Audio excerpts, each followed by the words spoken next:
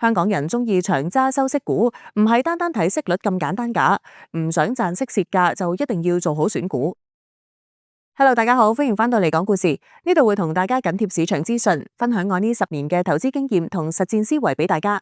如果你想學多啲學校從來冇教過嘅投資知識，即刻撳個訂閱。中意呢類型內容，記得撳埋點讚，開啟小鈴鐺同分享俾朋友，快啲達成財務自由啦！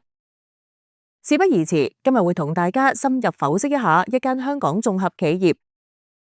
編號為659嘅周大福創建。周大福創建係鄭裕彤家族旗下嘅綜合企業旗艦平台，1997年喺港交所上市，主要喺香港同中國內地經營多元化業務。從地域上，88個百分比收入嚟自香港，11個百分比嚟自中國內地。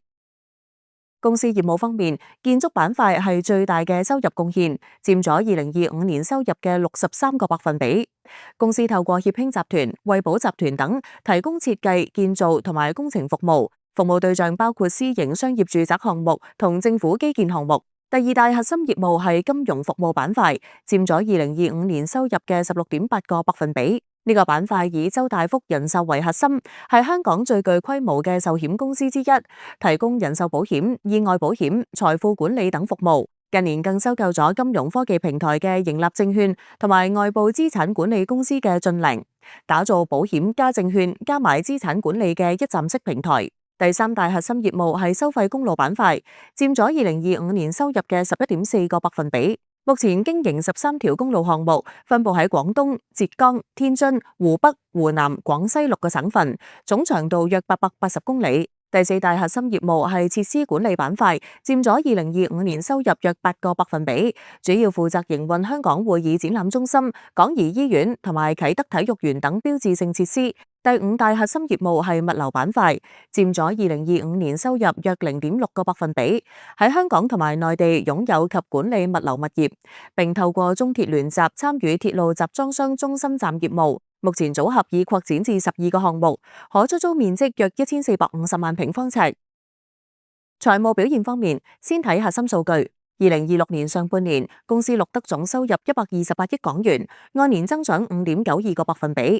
季母淨利潤14億港元，按年增長12.77個百分比；每股盈利0.3港元，按年增長15.38個百分比。根據過去幾年嘅業績走勢，得出幾個重點觀察。第一就係收入雖然從高位回落，主要因為建築板塊大型項目完工後嘅自然波動，但利潤率顯著改善。毛利率從2023年嘅11.51個百分比大幅提升至2026年第一季度嘅27.66個百分比，反映業務結構優化。第二就係金融服務板塊成為增長引擎。周大福人壽年化保費過去3年複合增長率達23個百分比，新業務價值利潤率提升至30個百分比，內含價值按年增長19個百分比至253億港元。而派息表現方面，呢間公司嘅派息紀錄非常亮眼，係吸引收息投資者嘅核心賣點。按目前股價8.2港元計算，息率高達7.21個百分比。公司每年派息2次，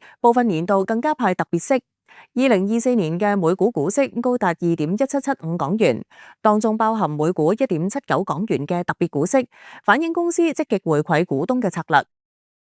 喺呢個複雜而又多變嘅環境下，周大福亦充滿唔少機遇。第一就係金融服務板塊成為公司最大增長引擎，呢個板塊嘅前景最值得期待。周大福人壽償付能力充足率高達282個百分比，遠超100% 嘅監管底線，財務極之穩健，全因幾個關鍵催化劑。例如大灣區跨境理財需求激增，周大福人壽推出灣區門診通，係首個真正落地嘅跨地域醫療保障產品。另外，公司積極打造一站式金融平台，以收購線上經紀盈立證券同埋資產管理為專業嘅駿菱，形成保險加證券加資管交叉銷售閉環。第二就係物流板塊出現逆周期佈局，公司選擇喺行業調整期逆勢擴張，連續收購東莞及長三角物流物業，組合擴展至12個項目。中鐵聯集受惠一帶一路，吞吐量按年增長10個百分比至700萬個標準箱，應佔經營溢利按年大增23個百分比。第三就係北部都會區機遇，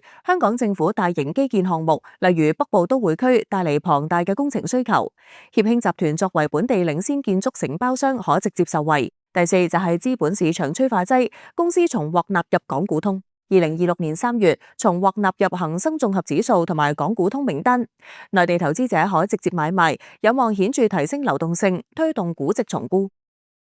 雖然周大福機遇處處，但係股市世界並唔存在十全十美嘅股票同埋必勝策略，每一筆投資都伴隨着取捨同埋機會成本。如果你突然遇到完美嘅股票，咁大家就要更加小心，因為好大機會係你睇漏咗嘢。第一就係收費公路特許經營權到期風險，公司嘅13條收費公路項目將陸續到期，需要逐步填補經營權到期帶嚟嘅盈利缺口。雖然目前正積極出售部分公路資產，例如以16億人民幣出售長柳高速，但轉型期間盈利貢獻會減少。第二就係高負債水平，負債比率由2023年嘅69個百分比攀升至2026年第一季嘅77個百分比，淨資產對總負債比率只有0.28倍。雖然賬上現金充裕有209億，但保險業務本身資產膨脹帶動總負債上升，需要持續關注。第三就係鄭氏家族關聯風險，同係公司新世界發展面對超過1400億港元嘅債務壓力，市場擔心家族層面嘅資金調配可能影響周大福創建。不過兩者係獨立上市公司，有防火牆隔離。第四就係建築板塊周期性風險，建築佔收入64個百分比，高度依賴項目周期。大型工程完工後，如無新項目銜接，收入會出現較大波動。2025全年收入已按年下跌8個百分比。總結嚟講，周大福創建係一間正處於業務轉型期嘅綜合企業，多元化業務組合下提供穩定現金流，尤其係金融服務板塊高速增長，成為新引擎。整體而言，周大福創建正從傳統基建收租模式轉型為金融服務加埋優質資產嘅新增長模式。以目前嘅股息回報，對追求穩定派息兼具增長潛力嘅投資者嚟講，係一個值得持續關注嘅標的。最後，希望以上分析能夠幫助大家更深入了解周大福呢隻綜合企業，投資涉及風險，大家務必審慎選股。希望今條片幫到大家。最後記得俾 like、訂閱同 share 俾朋友仔，仲有撳埋鐘仔啊！我哋下次片再見，拜拜。